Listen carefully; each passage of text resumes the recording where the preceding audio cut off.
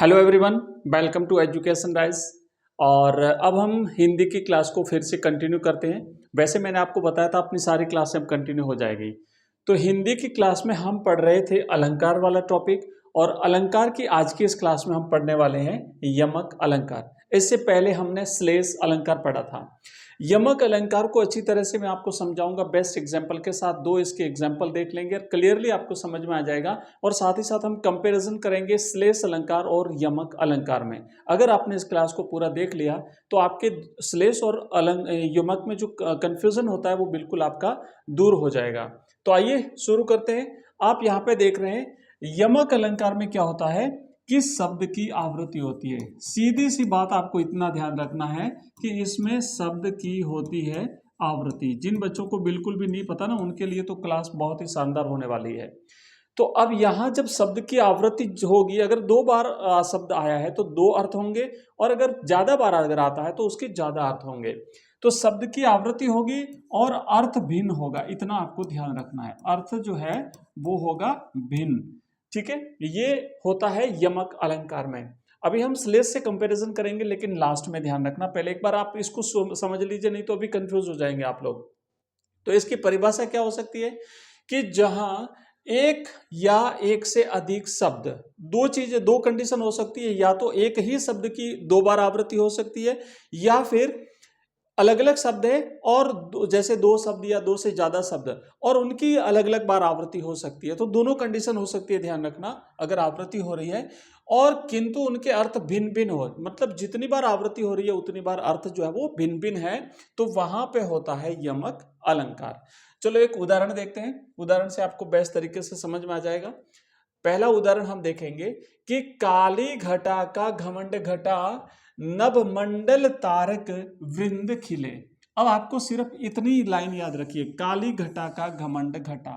तो पहले ये जो, जैसे मान लो बारिश का मौसम चला गया, वर्षा ऋतु जब समाप्त हो जाती है और वर्षा के बाद आती है शरद ऋतु, शरद के बाद आती है शीत ऋतु, ऐसे ऋतुओं का क्रम चलता है। हमें उससे मतलब नहीं, हम इतना जानेंगे कि वर्षा ऋतु में आकाश में बहुत काले काले बादल होते हैं, लेकिन जैसे ही बारिश की ऋतु समाप्त होती है और उसके बाद जब आती है शरद ऋतु, तो वो जो घने काले बादल होते हैं उनकी कालिमा, उनका घना जो गहरापन होता है वो धीरे धीरे समाप्त होता है। तो यहां पर कवि ने इसी चीज को ध्यान में रख करके कहा है कि काली घटा, घटा का मतलब होता है यहां पे बादल। जो काले काले बादल थे, उन काले काले बादलों का घमंड घट गया, यानी कम हो गया शरद ऋतु में। ठीक है, तो अब यहां देखो कि घटा शब्द दो बार आया है। हमने क्या इसमें यमक में क्या देखा था कि किसी शब्द की आवृत्ति होगी तो उसका अर्थ भिन्न होगा। अगर दो बार आया तो उसके दो अर्थ होंगे। तो पहली बार जो घटा शब्द आया उसका अर्थ तो हुआ बच्चों बादल, और दूसरी बार जो घटा शब्द आया उसका अर्थ हुआ कम होना, यानी शरद ऋतु में काले काले बादलों का कालापन कम हो गया। ठीक है, तो ये हमने यहाँ पे ये विस्तार रूप में लिखा है। अगर आप पढ़ना चाहे तो पढ़ सकते हैं, इसका स्क्रीनशॉट लेना चाहे तो ले सकते हैं।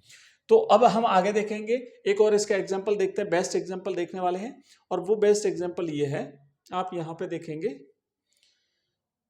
हाँ, एक और एग्जाम्पल देखेंगे, कनक कनकते। बहुत अच्छा एग्जाम्पल है और बिल्कुल प्रसिद्ध एग्जाम्पल है, फेमस एग्जाम्पल है। अगर ये दो एग्जाम्पल आपने याद कर लिए तो आपकी यमक से संबंधित जितनी भी आपकी जो टेंशन थी वो दूर हो जाएगी। यमक आपका कभी गलत नहीं होगा एग्जाम में, चाहे यमक से रिलेटेड कैसा भी प्रश्न पूछे तो यमक तो आपका क्लियर होगा। और एक बात और होती है कि जब आपको मान लो एग्जाम में समझ में नहीं आ रहा है कि अब इसमें ऑब्जेक्टिव अगर प्रश्न आया, रिक्त स्थान आया, कैसे करें क्या करें, तो आप थोड़ा सा याद रखिए। जैसे ऑब्जेक्टिव है ना, तो उसमें एक एक अलंकार को करते जाइए। अगर वो पहला नहीं है, दूसरा नहीं है, तीसरा नहीं है, तो कोई नहीं कोई तो चौथा तो होगा ही होगा। तो ऐसे आपको आंसर देना है। उदाहरण देखिए कि कनक कनक ते 100 गुनी। ध्यान रखना, कनक शब्द दो बार आया है। कनक कनक ते 100 गुनी, मादकता अधिकाय, या खाए बोराय जग और वाह पाए बोराय। तो पहला जो कनक शब्द आया है इसका मतलब तो होता है बच्चों धतूरा। धतूरा एक छोटा सा पौधा होता है। धतूरा एक छोटा सा पौधा होता है और बहुत ही खारापन होता है उसमें। भगवान शिव जी को उसका फूल भी चढ़ाया जाता है। और इसी तरीके से दूसरा जो कनक शब्द है इसका अर्थ होता है सोना। सोना मतलब नींद वाला नहीं, बल्कि गोल्ड, GOLD, गोल्ड, सोना। तो अब देखो, एक शब्द है कनक और ये 2 बार आया है तो उसके अर्थ भी 2 हुए हैं, इसीलिए शब्द की आवृत्ति होने पर अर्थ भिन्न हुए, भिन्न हुआ तो यहां पर हुआ आपका यमक अलंकार। ठीक है, ये हमने यहाँ पे चीजें लिखी है, ये आप देख लीजिए। अब देखो हम यहाँ देखने वाले हैं, अगर आपका कंफ्यूजन, देखो मैंने क्लियर किया, सारी चीजें मैंने समझाने की कोशिश की, फिर भी अगर आपका कोई डाउट रह गया हो या अगर आपका कोई प्रश्न हो तो आप इस वीडियो के कमेंट बॉक्स में कमेंट कर सकते हैं, ताकि मैं आपको उसका अर्थ समझा दूंगा और या आपका डाउट जो है वो दूर कर दूंगा। अभी हम यहाँ पे देखेंगे कि यमक में और श्लेष में अंतर क्या है। ठीक है ना, यमक में और श्लेष में अंतर क्या है। तो ये तो हो गया यमक अलंकार और ये हो गया श्लेष अलंकार। यमक अलंकार में क्या होता है बच्चों कि यमक में शब्द की आवृत्ति होती है, शब्द की आवृत्ति होती है, और ये जो श्लेष है, इस श्लेष में आवृत्ति होती है, यहां पे ध्यान रखना है, आवृत्ति होती है, और इसमें शब्द की आवृत्ति नहीं होती है। ठीक है, शब्द की आवृत्ति नहीं होती है, आवृत्ति नहीं होती है। और यहाँ पे देखो अर्थ जो है वो क्या होगा, अर्थ भिन्न होता है, अर्थ इसका क्या होगा, भिन्न होगा। जितनी बार आवृत्ति उतनी बार अर्थ रहेगा भिन्न, और इसका भी अर्थ भिन्न रहता है, इसका भी अर्थ जो है वो क्या होगा, भिन्न होगा। कैसे होगा, जैसे पानी गए न उबरे मोती मानुष चुन, तो पानी गए न उबरे, पानी शब्द एक बार आया लेकिन उसके मोती मनुष्य और चोना यानी चोने के अर्थ में, चोने के संदर्भ में अर्थ उसका भिन्न भिन्न होता है। तो अर्थ तो दोनों में भिन्न भिन्न रहेगा, लेकिन यहाँ पे शब्द की आवृत्ति होगी और यहाँ पे शब्द की आवृत्ति नहीं होगी। अब ये जो श्लेष है ना, इसको कई तरह से परीक्षा में पूछा जाता है, अलग अलग शब्दों को घुमाते फिराते। तो ध्यान रखना है कि अगर एक ही शब्द है और उसके अर्थ भिन्न भिन्न है तो वहां पे कौन सा अलंकार होगा अगर पूछा जाता है, क्योंकि सबसे ज्यादा यही पूछा जाता है, ये कंफ्यूज करता है। तो वहां पे श्लेष होगा, और अगर शब्द की आवृत्ति हो रही है और अर्थ भी भिन्न भिन्न है तो वहां पे यमक होगा। अब देखो इसके भी 2 भेद हैं, इस यमक अलंकार के भी 2 भेद हैं, है ना। सभंग यमक और नहीं, श्लेष के भी 2 हैं, सभंग श्लेष और अभंग श्लेष, और इसके भी 2 भेद हैं, है ना, दोनों के 2 भेद हैं। अब वो भेद आपको याद नहीं करना है, बस इतना याद रखिए, इसके भी 2 भेद हैं और इसके भी 2 भेद हैं, और इस दोनों के अलग अलग उदाहरण भी हैं। तो बहुत लंबा पड़ेगा, वो सारी चीजें हमें नहीं समझनी है, बस आप तो इतना सा याद रखिए यमक और श्लेष में अंतर क्या है।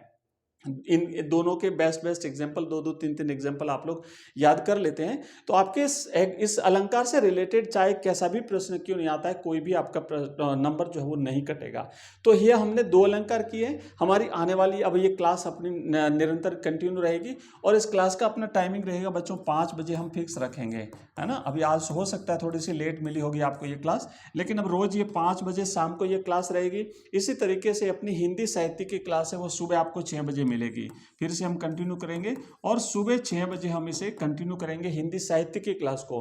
हिंदी कंपलसरी की हमारी क्लास रहेगी शाम को 5 बजे, और ये क्लास लगातार चलेगी, और बोर्ड एग्जाम से पहले कंप्लीट रिवीजन हम आपका पूरा करा देंगे।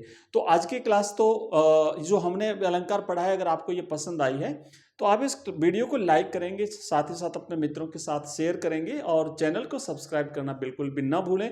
अगर आपका सब्जेक्ट हिस्ट्री है, पॉलिटिकल साइंस है, ज्योग्राफी है, हिंदी कंपलसरी है, इंग्लिश कंपलसरी है, तो ये सारे सब्जेक्ट हम यहाँ पे बेस्ट तरीके से पढ़ते हैं। हमारी लाइव क्लासेस भी आती हैं जहाँ पे हम ऑब्जेक्टिव टाइप की और ब्लूप्रिंट के हिसाब से जो प्रश्न आपके एग्जाम में आने वाले होते हैं उसका हम अभ्यास करते हैं। ठीक है, तो अभी इस क्लास में इतना ही, मिलते हैं अगली क्लास में, तब तक के लिए जय हिंद, जय भारत।